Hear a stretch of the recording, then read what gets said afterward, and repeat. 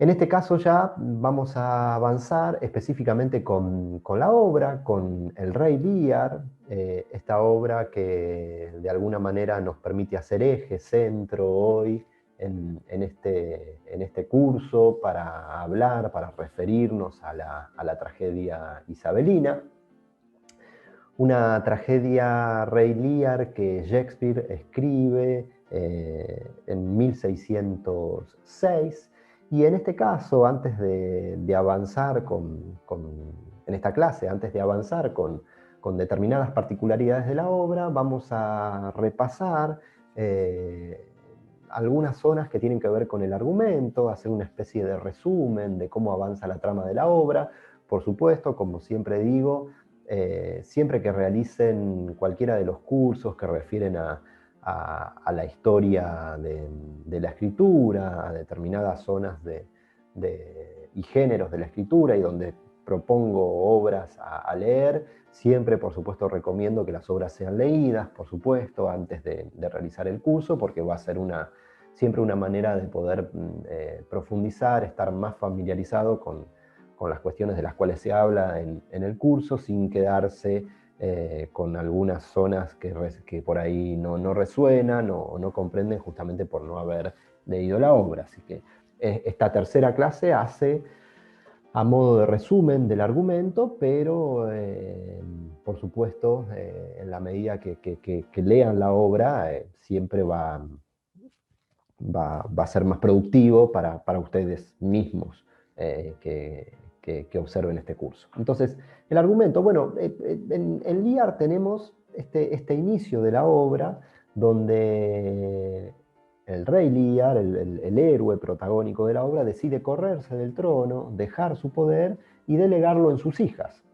En Regan, Goneril y Cordelia. Entonces, él decide al inicio de la obra repartir el poder entre las tres. En recompensa de esto recibe palabras de amor de sus hijas, de amor entre comillas, podríamos decir, suspenderlo a eso. Eh, y según la percepción de Lear, las palabras de Cordelia, de una de sus hijas, son frías.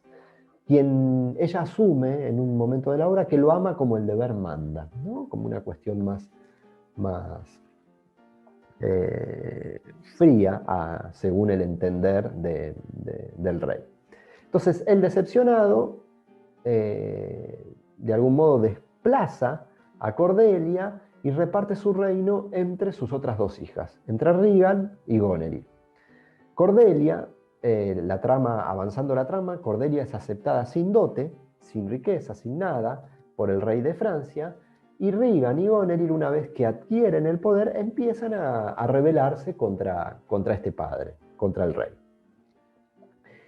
En todos estos conflictos y tensiones que se producen donde él le pide tantos soldados, ellas se lo niegan, empiezan a producirse un montón de zonas tensas en lo vincular. Lear va a deambular en el caos de una tormenta solo, acompañado por el bufón, casi abandonado, desplazado, va a deambular en la obra en esta zona de tormenta apocalíptica que se produce, acompañado por el bufón. Presten atención, ¿no?, a estos signos: tormenta apocalíptica, el rey solo que decide correrse, que genera este caos. ¿Cómo se relaciona esto con lo que estuvimos viendo de la cosmovisión isabelina, de que no es posible correrse de su lugar? Incluso al rey mismo, por decisión propia, no se puede correr si no es decisión de Dios, porque esto altera el orden cósmico, altera la armonía universal y produce el caos, el apocalipsis. Por eso estos signos de Lear en una tormenta, de peleándose contra los astros, no es metáfora. Estas cuestiones son literales en Shakespeare. Es decir, aquí lo que tenemos es una trama que habla directamente en relación a bajar pensamiento, línea vinculado a esta manera de entender el mundo por los isabelinos. Entonces, deambula acompañado por el bufón. Y hay algo particular en Lear que tiene que ver con la trama paralela que existe en la obra, que es la del duque de Gloucester, donde el duque desarrolla un conflicto con sus dos hijos, con Edgardo y con Edmundo, es decir, el hijo legítimo, biológico, y el hijo bastardo. Edgardo se oculta de Edmundo, quien le ha dicho a su padre que Edgardo ansía su muerte, es decir, genera toda esta especie de zona maquiavélica, Edmundo. Entonces aparece esta otra trama paralela. Lo que vemos como conflicto de Lear con sus hijas, también lo vamos a ver como conflicto en Gloucester con sus hijos, que le va a anunciar a Edmundo que por el maltrato a Lear va a venir el rey de Francia a poner orden por lo que está pasando, ¿no? Por todo este caos que está sucediendo. Edmundo le va a confesar esto a Regan y a su marido, entonces Regan y Cromwell le sacan los ojos a Gloucester, lo van a condenar y le quitan los ojos. Se enfrentan los bandos, avanzada la obra. Edmundo va a poner presos a Lear y a Cordelia, y se va a enfrentar a su hermano Edgardo. Va a ganar Edgardo, va a confesar todo lo que vio, y en tanto, en esta especie de enfrentamientos que se produce, de caos, de alteración del orden cósmico, según la cosmovisión isabelina, Goneril va a envenenar a Regan y después se va a suicidar. Cordelia va a ser estrangulada delante de Lear, en esta especie ya de hecho patético, trágico que se produce sobre el final. Lear va a morir porque no soporta la muerte de su hijo, y finalmente los despojos de este mundo que queda, lo que queda de ese poder, va a ser asumido por Kent y por Edgardo. Es muy interesante las últimas palabras de Kent y Edgardo, porque dicen algo así como los jóvenes que vengan ya no van a ver sufrir tanto, dicen ellos, y hablan como que ellos son prácticamente despojos de lo que queda. Es decir, lo que ha ocurrido aquí, según palabras de estos personajes que quedan sobre el final, es prácticamente una especie de zona devastada, un apocalipsis. ¿Por qué todo esto? Por una primera decisión de un rey que se corre de su lugar, del lugar que le corresponde en la cadena de eslabones de este sistema, algo que no es posible en el terreno de la cosmovisión isabelina, como tampoco, por ejemplo, es posible que haya un personaje como Edmundo, hijo bastardo, que reclama su derecho de hijo legítimo.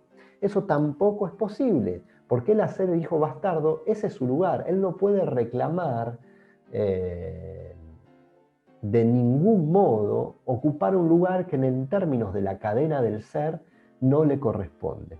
Edmundo, podríamos decir, que es el personaje maquiavélico de la obra, es el personaje que va a generar una trama para intentar poder ocupar un lugar, para alterar ese orden. Esto es muy interesante, porque si bien las acciones del mundo parecen ser, si se quiere, poco virtuosas, poco virtuosas moralmente, éticamente, hay algo de lo que reclama que uno dice, bueno, pero está reclamando un lugar de hijo que él cree que le corresponde porque quiere a su padre como lo quiere su otro hijo. Entonces, esto es muy atractivo de ver, ¿no? Esta cuestión también de cierta condena que produce la idea de una cosmovisión que te ubica, te condena en un lugar y no te permite la posibilidad de una reconstrucción o de una deconstrucción, como una palabra tan utilizada hoy en nuestra contemporaneidad, la idea de un mundo más bien que es posible de deconstruirse, de construirse en relación a cierta justicia.